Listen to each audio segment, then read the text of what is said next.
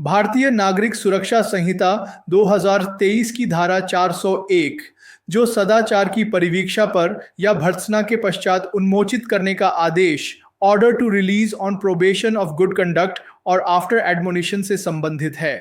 धारा 401 सदाचार की परिवीक्षा पर या भर्त्सना के पश्चात उन्मोचित करने का आदेश। यह धारा अपराधी के पुनर्वास और सुधार पर जोर देती है, खासकर उन मामलों में जहां अपराधी पहली बार अपराध कर रहा हो या अपराध की प्रकृति गंभीर न हो। यह न्यायालयों को सजा देने के बजाय अपराधी को अच्छे आचरण की शर्त पर रिहा करने या केवल चेतावनी देकर छोड़ने का विवेक प्रदान करती है। एंड सदाचार की परिवीक्षा पर रिहाई, प्रोबेशन ऑफ गुड कंडक्ट। एक, जब 21 वर्ष से कम आयु का कोई व्यक्ति केवल जुर्माने से दंडनीय अपराध के लिए या 7 वर्ष या उससे कम अवधि के कारावास से दंडनीय अपराध के लिए दोषी ठहराया जाता है, या जब 21 वर्ष से कम आयु का कोई व्यक्ति या कोई महिला ऐसे अपराध के लिए दोषी ठहराई जाती है जो मृत्युदंड या आजीवन कारावास से दंडनीय नहीं है और अपराधी के खिलाफ कोई पूर्व दोष सिद्ध नहीं होती है। यदि जिस न्यायालय के समक्ष उसे दोषी ठहराया जाता है उसे अपराधी की आयु, चरित्र या पूर्व वृत्त और जिस परिस्थितियों में अपराध किया गया था को ध्यान में रखते हुए यह समीचीन प्रतीत होता है कि अपराधी को सदाचार की परिवीक्षा पर उन्मोचित किया जाना चाहिए, तो न्यायालय उसे तुरंत कोई दंड देने के बजाय यह निर्देश दे सकता है कि उसे एक बंध पत्र या जमानत बंध पत्र निष्पादित करने पर उन्मोचित किया जाए, ताकि न्यायालय द्वारा निर्देशित ऐसी अवधि जो 3 वर्ष से अधिक न हो के दौरान बुलाए जाने पर उपस्थित होकर सजा प्राप्त करे और इस बीच शांति बनाए रखे और सदाचारी बना रहे। परंतु जहां किसी प्रथम अपराधी को उच्च न्यायालय द्वारा विशेष रूप से सशक्त न किए गए द्वितीय वर्ग मजिस्ट्रेट द्वारा दोषी ठहराया जाता है और मजिस्ट्रेट की राय है कि इस धारा द्वारा प्रदत्त शक्तियों का प्रयोग किया जाना चाहिए, तो वह इस आशय की अपनी राय दर्ज करेगा और कार्यवाही को प्रथम वर्ग मजिस्ट्रेट को प्रस्तुत करेगा, अभियुक्त को ऐसे मजिस्ट्रेट के समक्ष अग्रेषित करेगा या उसकी उपस्थिति के लिए जमानत लेगा जो उपधारा 2 द्वारा उपबंधित तरीके से मामले का निपटारा करेगा। सरल शब्दों में समझने के लिए इसे तोड़कर देखते हैं। किन अपराधियों पर लागू 21 साल या उससे ज्यादा उम्र का व्यक्ति अगर उसे सिर्फ जुर्माने वाले अपराध के लिए या 7 साल या उससे कम जेल वाले अपराध के लिए दोषी ठहराया गया है, या 21 साल से कम उम्र का कोई भी व्यक्ति या कोई भी महिला, शर्त इन सभी के खिलाफ कोई भी पिछली दोष सिद्धि साबित नहीं होनी चाहिए, यानी ये प्रथम अपराधी हों। शर्त, वह अपराध मृत्युदंड या आजीवन कारावास से दंडनीय नहीं होना चाहिए। कोर्ट का विचार, जिस कोर्ट ने दोषी ठहराया है, अगर वह कोर्ट अपराधी की आयु, चरित्र, पिछले रिकॉर्ड, एंटीसीडेंट्स और अपराध की परिस्थितियों को देखकर यह उचित समझता है कि अपराधी को सदाचार की परिवीक्षा, प्रोबेशन ऑफ गुड कंडक्ट पर छोड़ देना चाहिए। कोर्ट क्या कर सकता है? कोर्ट उसे तुरंत सजा देने के बजाय यह आदेश देगा कि उसे बंधपत्र, बॉन्ड या जमानत बंधपत्र, बेल बॉन्ड भरने पर रिहा किया जाए। उसे एक तय अवधि जो 3 साल से ज्यादा न हो तक शांति बनाए रखनी होगी और सदाचारी रहना होगा। इस अवधि के दौरान जब भी कोर्ट बुलाए उसे सजा सुनने के लिए कोर्ट में हाजिर होना होगा। द्वितीय वर्ग मजिस्ट्रेट के लिए विशेष प्रावधान। अगर एक द्वितीय वर्ग मजिस्ट्रेट जिसे हाई कोर्ट ने विशेष शक्तियां नहीं दी हैं किसी प्रथम अपराधी को दोषी ठहराता है, और वह मजिस्ट्रेट सोचता है कि उसे इस धारा के तहत परिवीक्षा पर छोड़ देना चाहिए, तो वह अपनी यह राय लिखेगा और मामले को प्रथम वर्ग मजिस्ट्रेट को भेजेगा। वह अभियुक्त को या तो प्रथम वर्ग मजिस्ट्रेट के पास भेज देगा या उसकी जमानत ले लेगा। प्रथम वर्ग मजिस्ट्रेट फिर उपधारा 2 के अनुसार मामले का निपटारा करेगा। 2. प्रथम वर्ग मजिस्ट्रेट द्वारा कार्यवाही। 2. जहां उपधारा 1 द्वारा उपबंधित के अनुसार कार्यवाही प्रथम वर्ग मजिस्ट्रेट को प्रस्तुत की जाती है, वहां ऐसा मजिस्ट्रेट उस पर ऐसी सजा पारित कर सकता है या ऐसा आदेश दे सकता है जैसा वह पारित कर सकता था या दे सकता था यदि मामला मूल रूप से उसके द्वारा सुना गया होता और यदि वह किसी भी बिंदु पर आगे की जांच या अतिरिक्त साक्ष्य को आवश्यक समझता है तो वह ऐसी जांच स्वयं कर सकता है या ऐसा साक्ष्य स्वयं ले सकता है या ऐसी जांच या साक्ष्य को करवाए जाने का निर्देश दे सकता है। सरल शब्दों में, जब द्वितीय वर्ग मजिस्ट्रेट मामला प्रथम वर्ग मजिस्ट्रेट को भेजता है तो प्रथम वर्ग मजिस्ट्रेट ओ उस मामले में कोई भी सजा या आदेश दे सकता है जो वह खुद दे सकता था अगर उसने ही शुरू से मुकदमा सुना होता। ओ अगर उसे किसी बात पर और जांच या सबूत चाहिए तो वह खुद जांच कर सकता है या सबूत ले सकता है या किसी और को ऐसा करने का निर्देश दे सकता है। 3. भर्त्सना के पश्चात रिहाई, रिलीज आफ्टर एडमोनिशन।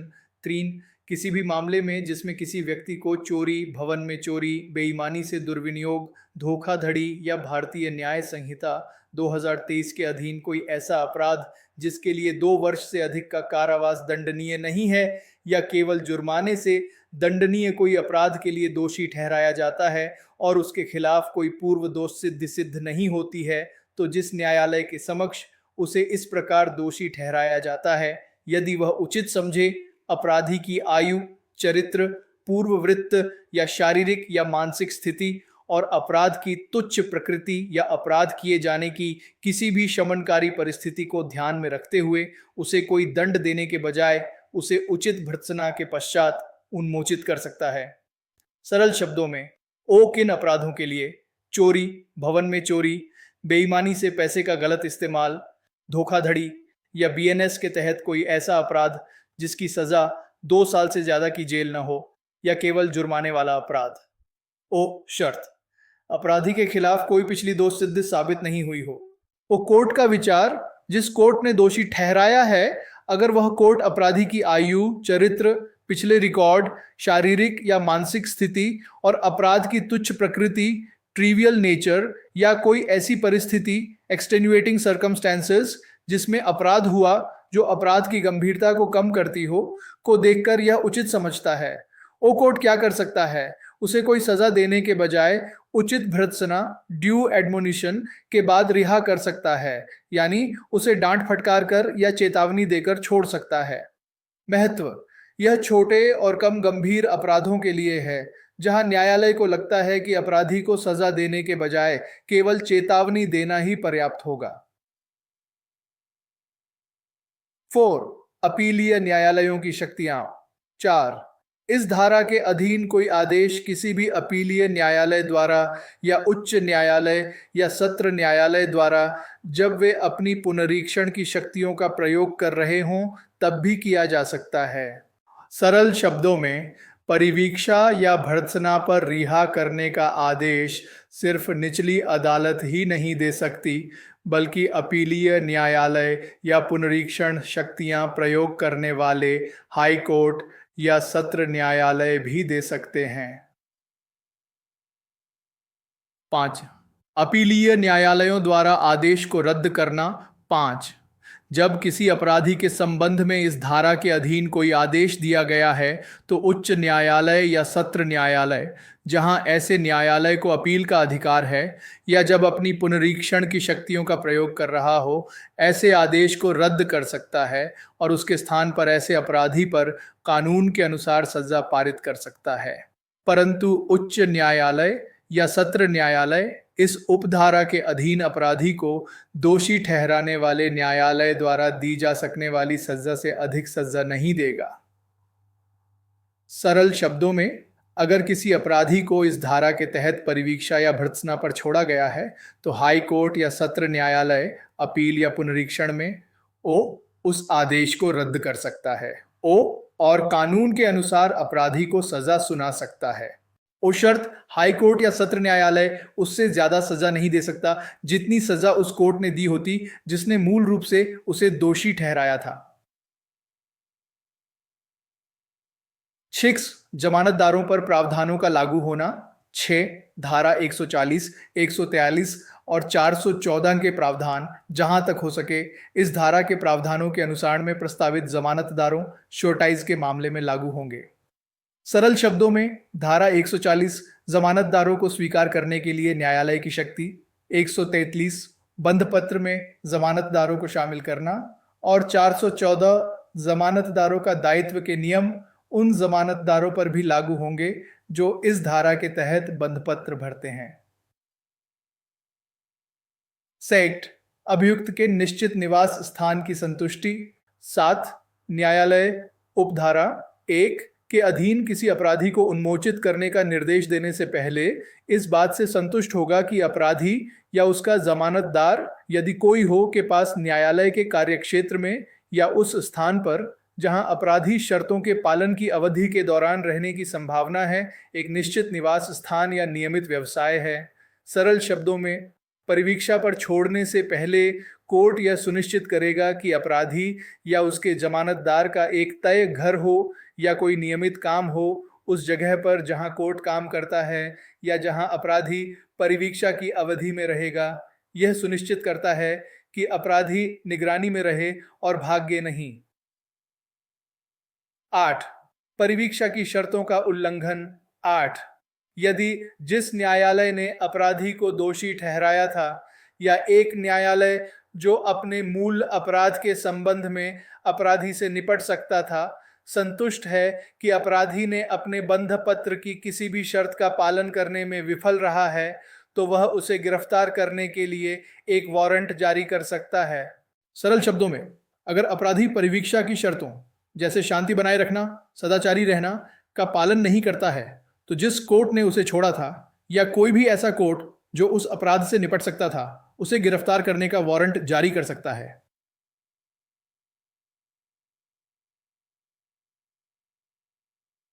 9 गिरफ्तारी के बाद की प्रक्रिया। 9 कोई भी अपराधी ऐसे किसी वारंट पर गिरफ्तार किए जाने पर तुरंत वारंट जारी करने वाले न्यायालय के समक्ष लाया जाएगा और ऐसा न्यायालय या तो मामले की सुनवाई होने तक उसे अभिरक्षा में भेज सकता है या उसे पर्याप्त जमानत पर रिहा कर सकता है, इस शर्त पर कि वह सज़ा के लिए उपस्थित होगा, और ऐसा न्यायालय मामले की सुनवाई के बाद सज़ा सुना सकता है। सरल शब्दों में, जब अपराधी को गिरफ्तार किया जाता है तो उसे तुरंत वारंट जारी करने वाले कोर्ट में लाया जाएगा। वह कोर्ट या तो उसे हिरासत में भेज सकता है जब तक सुनवाई न हो, या उसे जमानत पर रिहा कर सकता है, इस शर्त पर कि वह सज्जा के लिए पेश होगा। बाद में कोर्ट मामले की सुनवाई के बाद सज्जा सुना सकता है। 10 अन्य कानूनों पर प्रभाव। 10 इस धारा में कुछ भी अपराधी परिवीक्षा अधिनियम 1928 का 20 या किशोर न्याय, बच्चों की देखभाल और संरक्षण अधिनियम 2015-2016 का 2 या युवा अपराधियों के उपचार, प्रशिक्षण या पुनर्वास के लिए वर्तमान में लागू किसी अन्य कानून के प्रावधानों को प्रभावित नहीं करेगा। सरल शब्दों में, यह धारा अपराधी परिवीक्षा अधिनियम 1928 जो अपराधियों को परिवीक्षा पर छोड़ने के लिए विशेष प्रावधान करता है, किशोर न्याय अधिनियम 2015 जो बच्चों से संबंधित है, या युवा अपराधियों के लिए बने किसी अन्य कानून को प्रभावित नहीं करती है। ये सभी कानून अपने अपने क्षेत्रों में लागू रहेंगे और यह धारा उनके पूरक के रूप में कार्य करती है। इस धारा का समग्र महत्व। सुधारवादी न्यायशास्त्र। यह धारा दंड के बजाय सुधार और पुनर्वास पर जोर देती है, खासकर प्रथम अपराधियों और कम गंभीर अपराधों के लिए। न्यायिक विवेक। यह न्यायालयों को परिस्थितियों के आधार पर सजा देने के बजाय लचीले विकल्प, परिवीक्षा या भर्त्सना चुनने की शक्ति देती है। समाज में पुनः एकीकरण। यह अपराधियों को समाज में पुनः एकीकृत होने का अवसर प्रदान करती है, जिससे उन्हें कारावास के नकारात्मक प्रभावों से बचाया जा सके। दंड की गंभीरता। यह अपराध की प्रकृति और अपराधी की परिस्थितियों के अनुसार दंड की गंभीरता को अनुकूलित करने में मदद करती है। बालिकाओं और महिलाओं का संरक्षण। यह विशेष रूप से 21 वर्ष से कम आयु के व्यक्तियों और महिलाओं के लिए अधिक उदार प्रावधान करती है, उनकी विशिष्ट कमजोरियों को पहचानते हुए। कानूनी सामंजस्य। यह अन्य संबंधित कानूनों जैसे परिवीक्षा अधिनियम, किशोर न्याय अधिनियम के साथ सामंजस्य सुनिश्चित करती है। संक्षेप में, धारा 401 न्यायालयों को कुछ विशिष्ट प्रकार के अपराधियों, विशेषकर प्रथम अपराधी, युवा अपराधी और महिलाएं को उनके चरित्र और अपराध की परिस्थितियों को देखते हुए सजा देने के बजाय परिवीक्षा पर एक बंधपत्र के साथ 3 साल तक या केवल भर्त्सना के बाद रिहा करने का विवेक प्रदान करती है। यह द्वितीय श्रेणी के मजिस्ट्रेट के लिए एक विशेष प्रक्रिया निर्धारित करती है। इसमें अपीलीय न्यायालयों की शक्तियां, जमानतदारों के नियम, परिवीक्षा की शर्तों के उल्लंघन पर कार्रवाई और अन्य संबंधित कानूनों पर इसका कोई प्रभाव नहीं पड़ने का प्रावधान भी शामिल है। भारतीय नागरिक सुरक्षा संहिता 2023 की धारा 402 जो कुछ मामलों में विशेष कारणों को दर्ज करना, special reasons to be recorded in certain cases, से संबंधित है। धारा 402 कुछ मामलों में विशेष कारणों को दर्ज करना। यह धारा एक महत्वपूर्ण सिद्धांत को स्थापित करती है। यदि न्यायालय के पास अपराधी को सुधारने या पुनर्वासित करने के लिए नरम विकल्प उपलब्ध थे, लेकिन उसने उनका उपयोग नहीं किया और कठोर सजा दी, तो उसे अपने फैसले में इसके विशेष कारण बताने होंगे। इसका उद्देश्य यह सुनिश्चित करना है कि न्यायालय कठोर दंड देने से पहले पुनर्वास के विकल्पों पर गंभीरता से विचार करे। जहां किसी मामले में न्यायालय ए धारा 401 के अधीन या अपराधी परिवीक्षा अधिनियम 1968 का 20 के प्रावधानों के अधीन किसी अभियुक्त व्यक्ति से निपट सकता था, या बी किशोर न्याय, बच्चों की देखभाल और संरक्षण अधिनियम 2015-2016 का 2 या युवा अपराधियों के उपचार, प्रशिक्षण या पुनर्वास के लिए वर्तमान में लागू किसी अन्य कानून के अधीन किसी युवा अपराधी से निपट सकता था, लेकिन उसने ऐसा नहीं किया है, तो वह अपने निर्णय में ऐसा न करने के विशेष कारण दर्ज करेगा। सरल शब्दों में समझने के लिए इसे तोड़कर देखते हैं। ओ संदर्भ, यह धारा उन मामलों पर लागू होती है जहां न्यायालय के पास अपराधी के साथ निपटने के लिए कुछ विशेष कम कठोर विकल्प उपलब्ध थे। ओ विकल्प क्या थे लेकिन उपयोग नहीं किए गए? ए सामान्य अपराधी के लिए धारा 401 के तहत, यानी अपराधी को सदाचार की परिवीक्षा पर छोड़ना या केवल चेतावनी देकर रिहा करना, जैसा कि धारा 401 में बताया गया है, खासकर प्रथम अपराधियों के लिए। या अपराधी परिवीक्षा अधिनियम 1968 के तहत, यह एक विशेष कानून है जो अपराधियों को जेल भेजने के बजाय उनकी परिवीक्षा प्रोबेशन पर रिहाई का प्रावधान करता है ताकि वे समाज में सुधर सकें। बी युवा अपराधी के लिए किशोर न्याय, बच्चों की देखभाल और संरक्षण अधिनियम 2015 के तहत, यह कानून बच्चों और किशोर अपराधियों के उपचार, प्रशिक्षण और पुनर्वास पर विशेष ध्यान देता है। अक्सर उन्हें जेल भेजने के बजाय सुधार गृहों या परिवीक्षा पर रखता है। या युवा अपराधियों के लिए किसी अन्य प्रासंगिक कानून के तहत, कोई अन्य कानून जो युवा अपराधियों के पुनर्वास के लिए बना हो। ओ कोर्ट ने क्या किया? कोर्ट ने इनमें से किसी भी विकल्प का उपयोग नहीं किया, यानी सीधे सजा सुना दी। ओ कोर्ट का दायित्व, अगर कोर्ट ने इन विकल्पों का उपयोग नहीं किया है तो उसे अपने फैसले, जजमेंट में विशेष कारण, स्पेशल रीजंस दर्ज करने होंगे कि उसने ऐसा क्यों नहीं किया। उसे यह बताना होगा कि क्यों उसने अपराधी को परिवीक्षा पर नहीं छोड़ा या युवा अपराधी को किशोर न्याय अधिनियम के तहत नहीं निपटाया, बल्कि उसे सीधे सजा दी। महत्व, ओ न्यायिक विवेक की जवाबदेही, यह न्यायाधीशों और मजिस्ट्रेटों को अपने विवेक का प्रयोग करने में अधिक जवाबदेह बनाता है। उन्हें यह सुनिश्चित करना होगा कि वे कठोर सजा देने से पहले पुनर्वास के विकल्पों पर विचार करें। ओ सुधारवादी न्यायशास्त्र का बढ़ावा, यह आपराधिक न्याय प्रणाली में सुधारवादी दृष्टिकोण को बढ़ावा देता है, जो केवल दंड के बजाय अपराधी के सुधार और समाज में उसके पुनर्समायोजन पर भी जोर देता है। ओ मानवीय दृष्टिकोण, यह सुनिश्चित करता है कि न्यायालय युवा अपराधियों और प्रथम अपराधियों के मामलों में अधिक मानवीय और सुधारात्मक दृष्टिकोण अपनाएं, जब तक कि गंभीर कारण मौजूद न हो।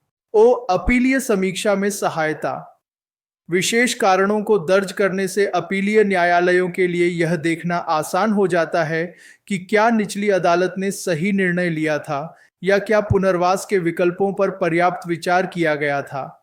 ओ कानूनी अनुशासन, यह न्यायिक अधिकारियों पर एक प्रकार का अनुशासन लागू करता है कि वे हर मामले में आंख मूंदकर कठोर दंड न दें।